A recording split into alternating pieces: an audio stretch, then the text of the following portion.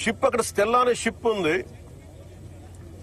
పైకి ఎక్కాలి. దాన్ని ఒక దాదాపు 6 కంపార్ట్మెంట్స్ లో దాన్ని ఏముంటుంది, 6 కంపార్ట్మెంట్స్, 3 కంపార్ట్మెంట్స్ ఇది ఉంది. దాన్ని సీజ్ చేసి అక్కడ ఆఫ్ చేసాం. లోపలికి వెళ్ళి చెక్ చేద్దామంటే ఈ అనుకూలంగా లేదు మీకు పైకి ఎక్కడానికి అని చెప్పి అక్కడే తిప్పుతున్నాను నన్ను. ఇంత ఆబ్వియస్ గా నాలాంటి వాడికి ఇంత ఆబ్వియస్ గా అందరూ చూస్తుండగా, అంటే దీని వెనక ఎంత డీప్ రూటెడ్ నెట్వర్క్ పనిచేస్తాం మీ అందరికీ అర్థం. కొండబాబు గారు కూడా అదే చెప్తా ఉన్నారు. చూడండి సార్ ఎలా ఉందంటే అదే చెప్తా ఉన్నారు. నేను మీకు ఎప్పటి నుంచో మొత్తుకున్నాను సార్, ఇదే మీకు మీ దృష్టికి తీసుకొస్తుందని. ఇందాక మీకు చెప్పాను, కొండబాబు మనం కూర్చోబెట్టి మనం మెత్తగుంటే సరిపోదు, మనం గట్టిగా మాట్లాడాలి దీని మీద మనం అందరం అని. అది చెప్తా ఉన్నాను కొండబాబు గారికి. మనోహర్ గారికి ఆయన being a civil supplies minister, నాకు ఏమి చేయాలి, ఎన్నిసార్లు చేసిన యాక్షన్ ముందుకు వెళ్ళట్లేదంటే డిస్ట్రిక్ట్ సివిల్ సప్లైస్ అధికారిని పిలిచి నేను అడుగుతున్నాను రాగానే. నేను ఇక్కడున్న సెక్యూరిటీ అధికారిని అడిగా, చెక్ పోస్టుల సెక్యూరిటీ అధికారి, మీకు పర్మిషన్ ఎవరు ఇచ్చారు, హూ చెక్స్ దిస్ అంటే మాకు నో అబ్జెక్షన్ సర్టిఫికేట్ ఉంది. ఎవరు ఇచ్చారు మీకు, దాని మీద అధికారికంగా ఏమైనా ఉత్తర ప్రత్యుత్తరాలు ఉన్నాయా? సమాధానం లేదు. డిస్ట్రిక్ట్ సివిల్ సప్లైస్ అధికారిని అడిగితే ఓకే నా కలెక్టర్ గారు చెప్పారు. కలెక్టర్ మీకు అధికారికంగా మీకు ఇచ్చారా, మీకు సమాధానం లేదు.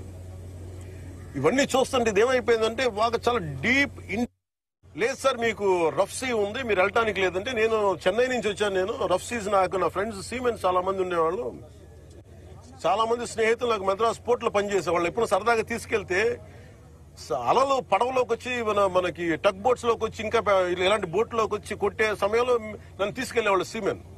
నాకు చాలా ఆశ్చర్యం అనిపించింది. అలాగే సార్ వింటున్నా వీళ్ళు కథలు ఏం చెప్తాను. అలా వింటా ఉంటే మళ్ళీ పక్క ఎదురుగా షిప్ లో ఈ చిన్న బోట్లు వేసుకుని మనకి ఈ టైర్లు కట్టుకొని ఒక 2 పెట్టుకొని వాళ్ళకి దింపుకుంటా మన ఎగుమతి చేసుకుంటా ఉన్నారు. నేను వాళ్ళు చూపించాను. You are doing it in very obvious way. మీ సీఈఓ ఎవరు, ఏదో సీఈఓ పేరు చెప్పారు, దీనికి ఓనర్ ఎవరు, ఆ సీఈఓ లేడు ఇక్కడ. ఓనర్ ఎవరు అంటే ఎవరు 2 పేర్లు చెప్పారు. One is Aurobindo వాళ్ళదంట.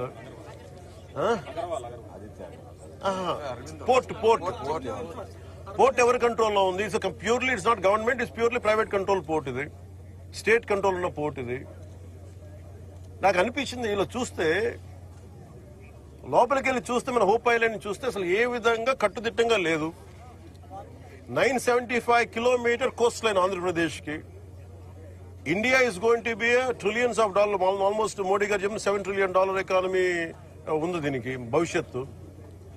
ప్రపంచ దేశాలు మనల్ని ఎదగనిస్తాయా లేదా, మన బలహీనతలు ఏంటని చూస్తారు. ఆంధ్రప్రదేశ్ కోస్ట్ లైన్ మనకి ఎంత బలమో అది మనకు అంత బలహీనత కూడా.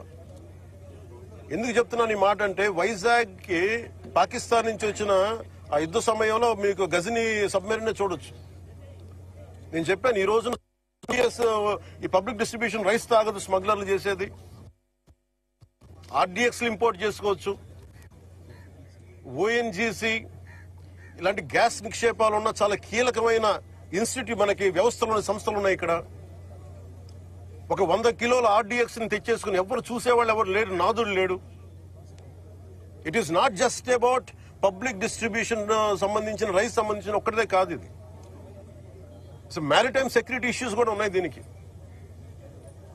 మ్యారిటైమ్ సెక్యూరిటీ ఎక్కడ ఉంది, మ్యారిటైమ్ పోలీసింగ్ ఎక్కడ ఉంది? ఈ పోర్టు ఫ్రీ ఫర్ ఆల్ అయిపోయింది. ఉగ్రవాదులు కసాబ్ లాంటి వాడు ఎలా వచ్చాడు, ఎక్కడ మనకి కరాచీ నుంచి బోట్లో వచ్చి కాల్ చేశాడు. ఇండియాకి చాలా వల్నరబుల్ పాయింట్ అయిపోయింది మన దగ్గరకు వచ్చి ఉగ్రవాదులు వచ్చి రావడానికి. ఇది కేవలం నేను ఒక పీడిఎఫ్ ఈ పబ్లిక్ డిస్ట్రిబ్యూషన్ సిస్టమ్ రైస్ సంబంధించి ఒకటే నేను మాట్లాడలేదు. వెరీ వల్నరబుల్ రిపోర్ట్ ఇది.